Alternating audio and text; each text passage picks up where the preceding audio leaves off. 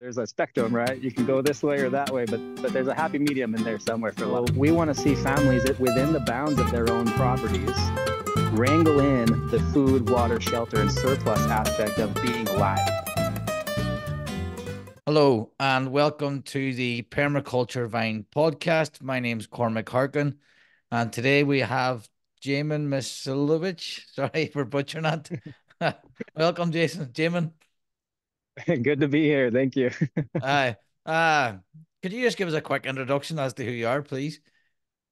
Sure, yeah. You didn't butcher it too bad. My name's Jamon Mysliwiec. Um, yeah, I'm really just an average Joe doing what I can to make things move. I was originally born on a 3-acre homestead and just kind of raised from a basis of what self-sufficiency was. My parents, around 9 years old, ended up losing the farm, and it kind of pushed me into this mode where I had to learn to do things myself. So I was always raised as kind of a DIYer.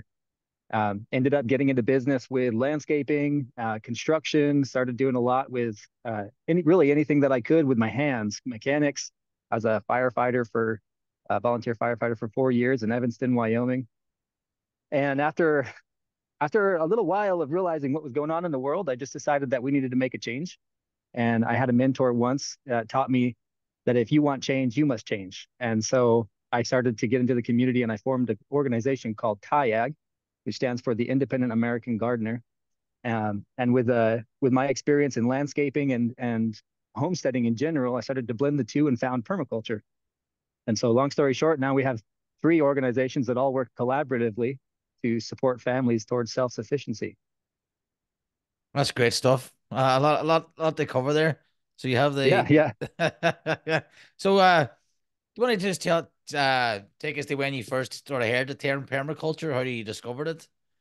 sure. Yeah. So I was actually about 16 and I was just out in the garden, and I was actually just out of a heartbreak. And for me, nature was kind of my place of getting away from things. I was a young 16-year-old kid with a heartbreak. And so I was out in the mountains and trying to get my hands in the ground. And I come home that day and I found a garden and started to just kind of tend to the soil a little bit and do something with my mind.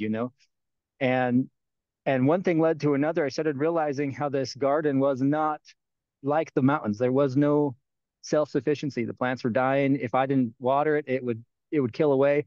So I started getting into regenerative agriculture and regenerative gardening methods. And that kind of led me upon the word permaculture just through a Google search. And then a YouTube rabbit hole, right? And I just started becoming really enveloped with the whole philosophy of what permaculture design is and how it works in earth care, people care, and future care, and just combines all these elements into kind of one unit. And being raised as kind of a jack of all trades, having my hands in so many different places, permaculture felt like it kind of connected them all. Like it offered me the opportunity to take all the diversified areas of my life and put them into one place. And so that's really where I kind of hit the ground running and started researching it. It wasn't until I was about maybe 19, 20 that I started looking into getting certified. And I went through Verge Permaculture for my PDC so that I could begin to work with an organization that I felt like mimicked my paradigm and my principles, right? Because you can get into permaculture and you find some weird stuff from time to time. And so I did a lot of research over a lot of years to find the right organization. And now we partner with Verge, and I've connected several times with Rob Davis out there in Canada and went out to see him in person. And we're now using that same education and our collaboration with them to support other families across the country. Oh, that's fantastic. Yeah. That's what one of the things I'm finding out. It's all about making them connections and finding the ones that you sort of tie in with, because I there's a lot of Yeah. people hijack a lot of the permaculture stuff. Right. Right. Yeah. uh, There's some stuff that you don't really want to get into when you start looking into permaculture. There's a spectrum, right? You can go this way or that way, but there's a happy medium in there somewhere for a lot of people to yeah. find, and that often comes through collaboration. You just find your tribe, find your people. That's right. That's right. So your PDC reverse, do you want to tell us about that? How was that the online PDC? It was, yeah, yeah. I mean, I did a lot of different things throughout my life, just hands-on. But when it came time to certify, I was actually mobile, and we moved out to the Midwest. I'm in the Rocky Mountains today for some client work, but the PDC needed to be online, so I started looking into online. And that's when I found Verge. And so we ended up going through them. Yeah. I think we've had a few guests on through the Verge PDC. Yeah. Um, Yeah. I believe my PDC was one of the first that they launched from their physical after the COVID rush of things. And they kind of transitioned into to doing it online. And I picked up in their first session. yeah. So you said you were a landscaper before the PDC I was. Yeah. I and did a lot of desert landscape. desert. Very good. And how did your view on the landscaping business change once you done the PDC? Oh man, substantially. Yeah, there's something that you notice when you're in landscaping is that it's all about almost commanding and dominating nature. It's not really about working with it. It's about almost scraping it barren and then putting in what we want. As a landscaper, you're talking about plastics, synthetics, and pesticide this and herbicide that. With the PDC and going through education in that regard, it kind of opens your ideas to what's possible in an alternative. You don't have to go that route. And most people, I think, get locked into that idea that there's really only one way to do it. And that's not true because nature's been doing it all around the globe for decades, right? Eons. So we just have to shift your paradigm a little bit and get more into letting nature do what it wants to do and then guide it a little bit. Yeah, and I'm sure then I take it you were self-employed landscaper, were you? I was, yeah. Yeah, I had several jobs where I was employed. But then I started doing my own regenerative landscaping business. Right. Do you want to tell us about that? Sure. Yeah, that was up in Evanston, Wyoming. Really, that was low key landscaping. It wasn't quite like we do out here in I'm in southern Utah right now in St. George. This was an employment out here where we did a lot of irrigation. When I moved out into Evanston, Wyoming, we started to get into doing urban landscaping, perennial shrubs and incorporating different ground covers that were already thriving and alive in the area using native species. And then just trying to change the paradigm a little bit, get rid of the grass and the things that cost money to maintain and importing things that are a little bit more self-sufficient. Yeah. And so just as a so someone coming out of a PDC, would you recommend becoming a landscaper or that sort of get into that sort Not of at all. no? No, no, I learned a lot in landscaping, but really, I think I had the most education and the most really drive and just passion for what I was doing when I stopped listening to the landscapers. Taking that education was nice because I kind of have a little bit of the language, but really the actual application of being a gardener, being a homesteader, and actually getting your hands in the dirt yourself and learning about how mycorrhizal fungi works and going through the network of your own mulch, that's where it matters. And landscapers kind of unless you find a regenerative landscaper that you can work with, the traditional concept here is that it's going to be very much remove what exists and import what I want. And that's not the way that we can create a self-sustaining system. So I don't recommend becoming a landscaper. Rather, I'd recommend becoming a farmer. Yeah, no, that's good. Good, a good perspective on it. So we try to sort of showcase different people in the way they work within Yeah, the definitely. within permaculture. So then your landscape and your PDC, you have a homesteading background as well. Do you want to tell us about that? Sure. Yeah. Put, Yeah. My put, homesteading background started when I was just fresh out of the womb, actually. My parents bought a little 3-acre homestead in northern Utah. And I was raised there until I was about 9 years old. And about 9 years old, my parents actually went bankrupt and we lost the farm. And I ended up getting kind of moved through several different cities and several different states, lived in Evanston, Wyoming, for 5 years, was in Arizona for 2, and was in St. George, Southern Utah for 3, and then Cedar City for 12. I went out to California for a little while and just kind of bounced all over. And in my moving around, I was always drawn to farms and to local agricultural experts. And so I'd always go and network with them. And I had a few different just kind of hand jobs, farm hands, and I'd put up fencing and just handle the cattle, different things like that. But now we're out here in the Midwest and we're establishing what we call the hub project. The Hub project is a self-sustaining permaculture farm that operates as a central location to demonstrate what permaculture design is. We just secured the parcel earlier last year, and now this year we're finally moving forward with implementing some of our design concepts and getting that launched out to the public so we can show folks proof of concept. And that's kind of where we're at now is just trying to work. This is a 16-acre property in a totally different climate than we get here in the desert I'm talking to you from, but a little bit diverse in what I have and haven't had my hands on. so what kind of stuff are you doing at the hub? Well, we want to focus a lot on passive agriculture systems. So, for example, putting something in and leaving it alone and seeing how it thrives.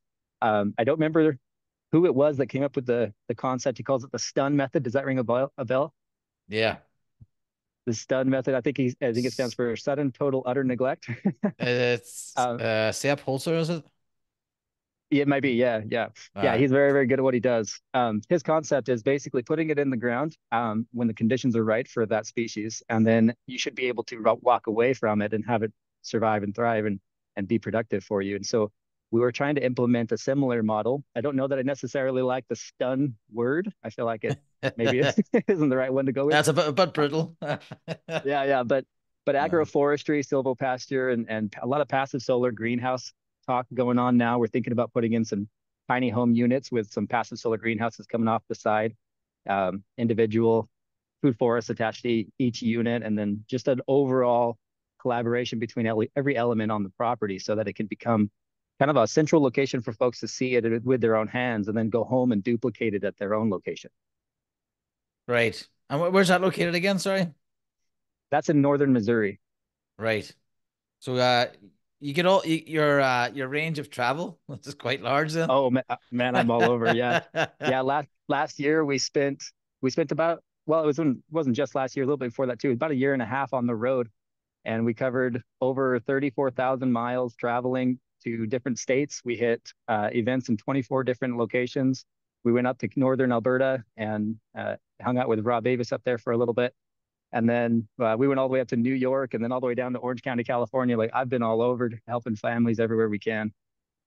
That's great. It's great to hear. Sorry, there's not much information coming at me. Sure. It's hard to process all this. It's like, right, we'll go here, go there. So Yeah, yeah. back to the greenhouses. Is that the tie on my verge? Because I see they have a course coming up, don't they? The passive greenhouse course. They do, yeah. We haven't quite reached out to them yet, but we're talking about having them consult with us to get that greenhouse built as a kind of another location where they can demonstrate their design systems because they really do have a good grip on that. Yeah, I'm going to try and do that. I take at least 10 in the webinar anyway. Uh, Absolutely. Yeah. but I was saying before, it's very hard, and when you're trying to learn stuff, there's that it's like what do you pick? So Hmm. what drives your sort of focus, and what kind of stuff you select to do? Sure. Yeah. We have what we call the four pillars of self-sufficiency. So if you look around at what's going on in the world, families get their water from the municipalities, they get their food from shipping and freight, they get their surplus imported from other states or other countries. Like everything is fragile. And so we want to see families that within the bounds of their own properties wrangle in the food, water, shelter, and surplus aspect of being alive, and the very foundational pillars of existing and self-sufficiency: food, water, shelter, and surplus. And so what we're doing, running around the country and helping, and up to Canada, and all these things that we do with families and communities, is we're trying to develop and fine tune and actually physically, hands on in the dirt, launch real permaculture communities in existing infrastructure, in neighborhoods that are already up, in cities that are already doing things. We just want to change the paradigm and get people to actually get out there and make this happen for themselves so that they're, whether you're grid tied or not, doesn't matter, but you shouldn't be grid dependent, right?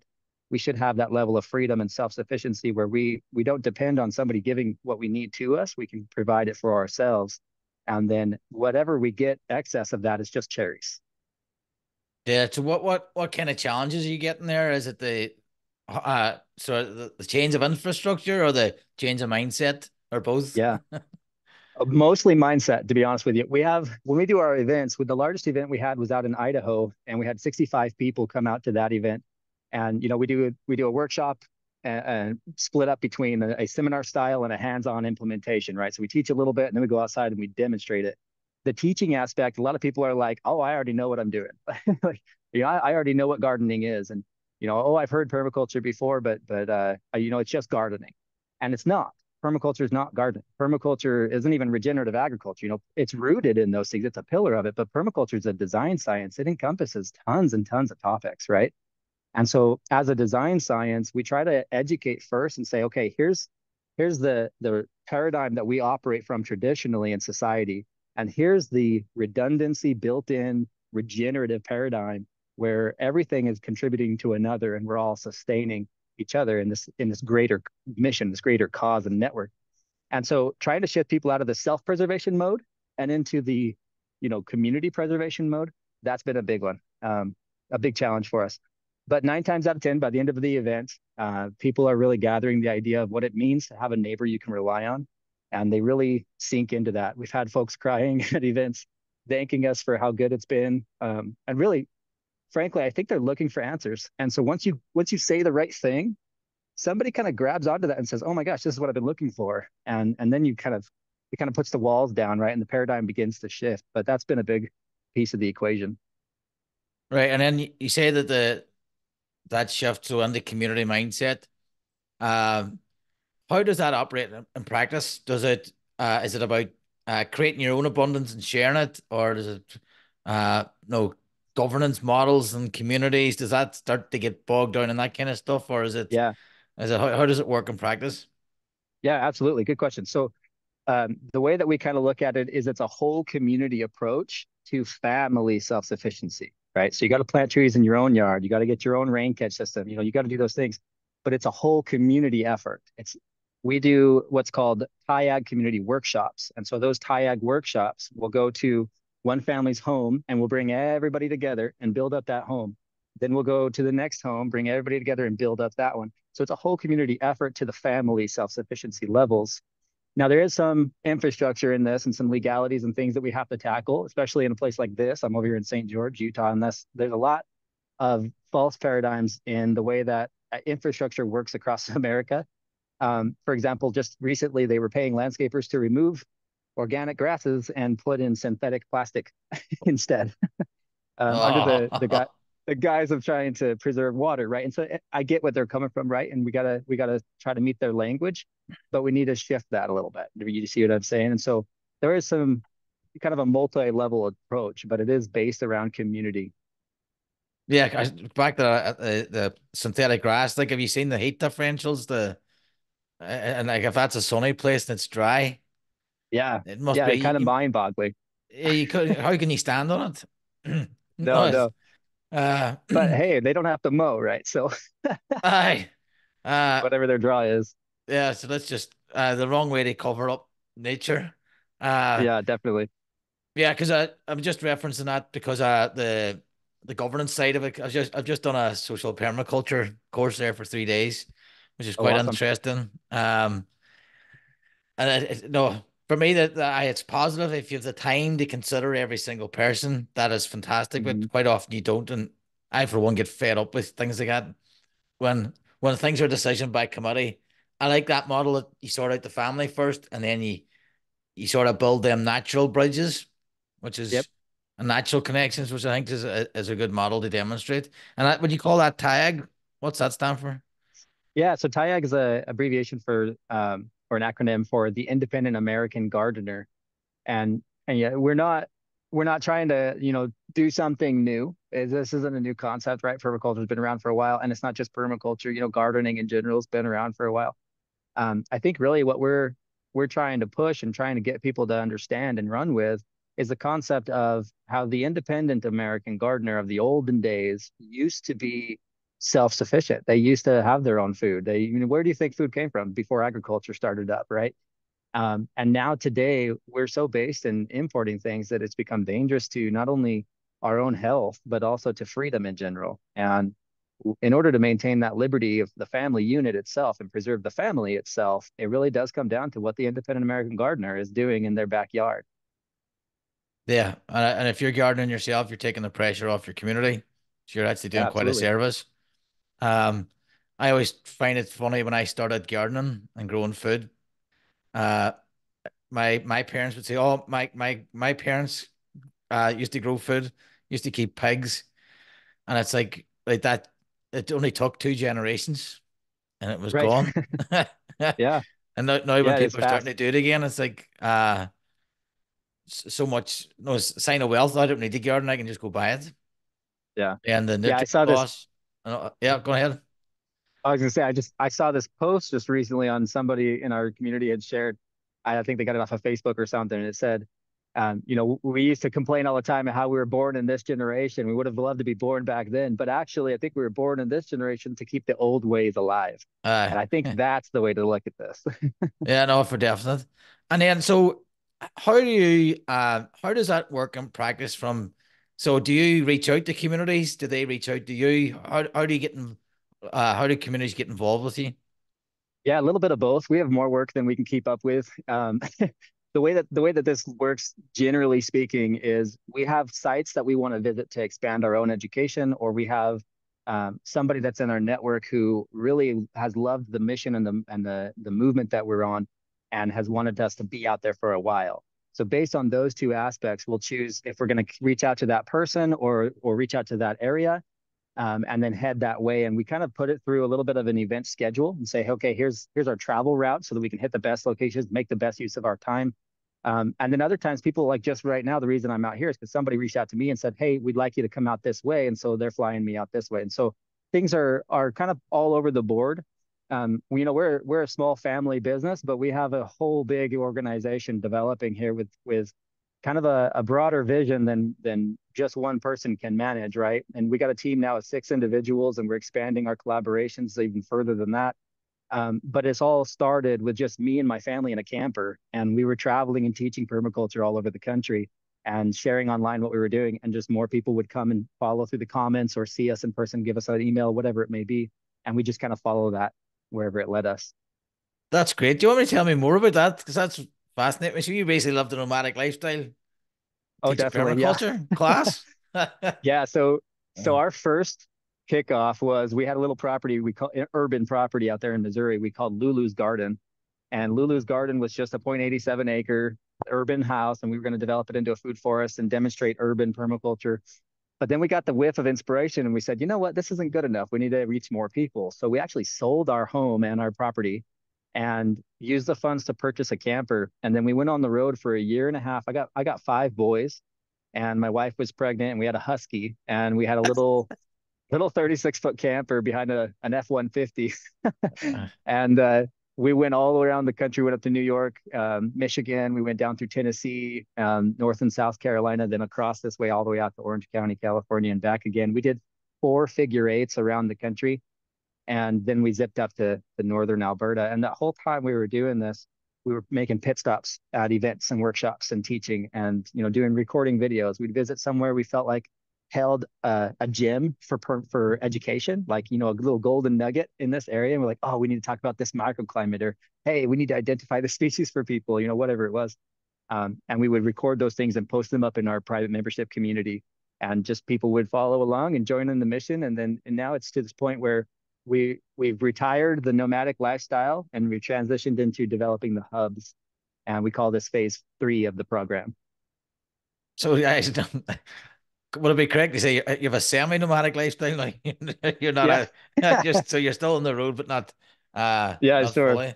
Uh Yeah, in this moment that I'm talking to you, we're actually, technically speaking, we really have no home base because the property back there in the Midwest doesn't have a structure on it yet. We just sold our camper to transition into this, and I'm just doing this workshop before we head home and get all that sorted out. So you caught me in the middle here.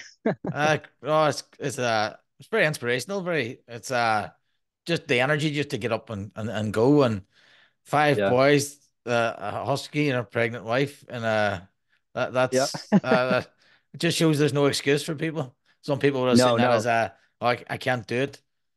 no. My kids have seen things most adults don't get to see their whole life, right? Yeah, no, I think it is very inspirational. So you said you had a private members community? We do, yeah. That's so TIAG is an acronym for the initiative and the movement, right? But it's actually also a private membership community where we bring all of everything that we're doing into one place. We're developing TIAG officially as a nonprofit and seeking 501(c)(3) status so that we can begin doing permaculture designs collaboratively and events all under the context of nonprofit activism. We really just want to see that we really just want to see culture change, right? We really just want to see a permaculture people. And so we're just rallying everything we can into this one fashion. That's good. That's fantastic. So, any advice for someone who was thinking of who just got a PDC? You've obviously just went on the road, educated yourself, educated others. Any advice for someone who's just Yeah. finished the PDC, what they should do if they Yeah. want Contact us. to? So people fresh out of a PDC is kind of a target for us where we're trying to help those people off on the right foot. So we've developed income generating options for them if they want to do it professionally. We've also just got a digital resource library of free materials through the nonprofit to support them in their personal journey. Really, anybody that has come out of a PDC, we have something for them, whether that's just a conversation with us to get them kicking, or it's a professional partnership. Oh, great stuff. And how would that work? So I've just done a PDC.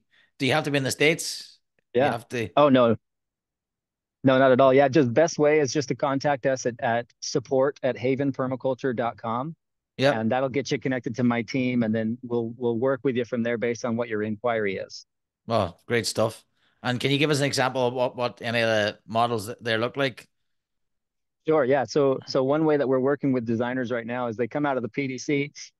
We onboard them with what we call the Journey program. The Journey program is a TIAG community program. And inside the community, we broadcast live, actually designing real world permaculture properties. We do video streams with up to 6 different designers all together on Zoom. And we discuss the processes that we're running into, the difficulties we're experiencing. And we do that for 3 month segments. And then the next 3 months, we jump into the next property. This next one starts March 1st, and it's going to be in a broadcasting the details of a project on 38 acres in Southern Carolina. Great stuff. That's awesome to have that support. Yeah, Uh, yeah. So we'll tie them into that and get them some education, and then we also provide the opportunity for them to get involved with that. This is a little bit fresh. I'm kind of stumbling over my words here because we don't have it fine tuned yet. But the idea is we want to get these new, fresh designers into an actual portfolio builder program. A lot of the families that we come across in these events, they cling on to the idea, but it's expensive to not only design a property, but to actually implement the design of a property unless you're doing it a little bit lower key. And we really want to see it thrive and be, very professional and pull out GIS software and get it done. But the way that we bridge that gap is we do what's called portfolio builders. So fresh designers that need to up their portfolio or acquire a skill, we're providing a list of real world families that need a permaculture design through the nonprofit that these new designers can come and do and gain that extra climate experience and add these designs to their portfolio. They have the option of actually traveling out there if the family pays their travel for them, and they'll do on-site assessment with us, and then they'll get back into their own neck of the woods and continue remote design. that's great.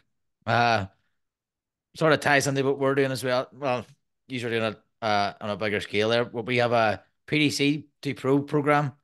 So we've, of course, basically taken you from finish your PDC and learning digital design using Affinity, building your website, and again, just getting that first portfolio piece on the board on the web.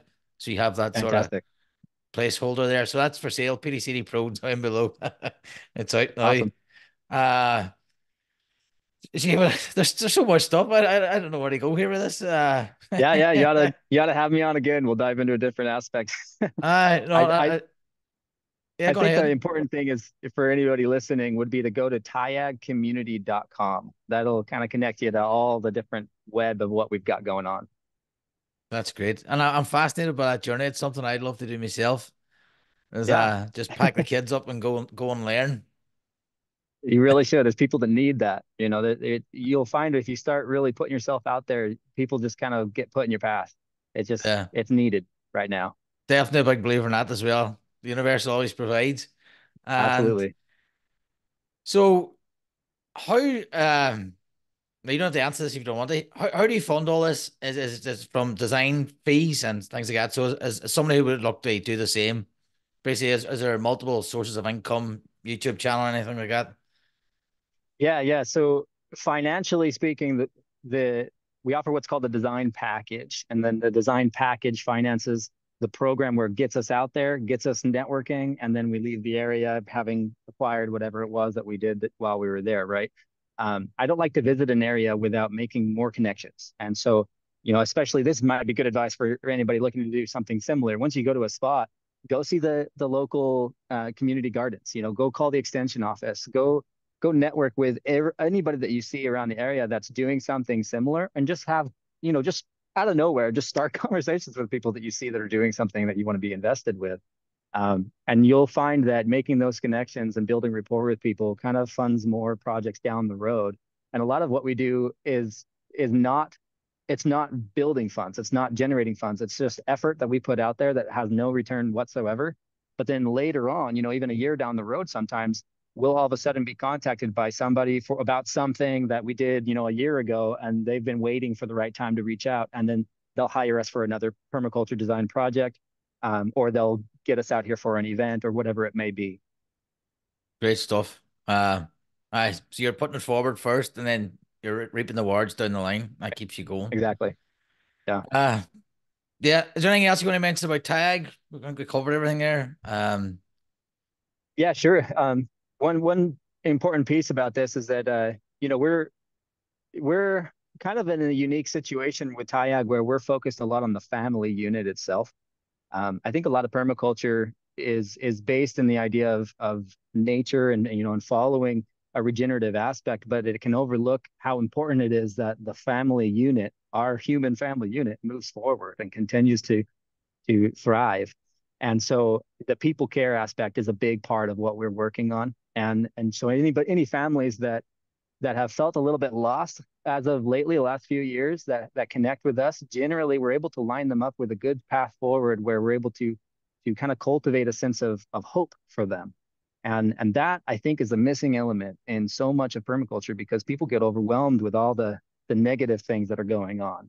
And so our focus is really, hey, let's solve the family problems and let's get into, a mode of personal development and growth so that we can look at the planet in the right way. And then we can look at surplus in the right way. And then we can really stack those functions to be able to create a self-sufficient community. And so we do have a little bit of a ladder and an approach to things, but it's all based around the family. Yeah, I think that's really good. Especially you could argue that the families are under attack recently. Absolutely. Yeah, Um, so here's not so bad. It's still because we grow up with religion. It's here, it's present. So I think that helps keep families together, even though everybody doesn't absolutely. practice. It's still you're brought up that way, and it's sort of uh it helps keep that family together.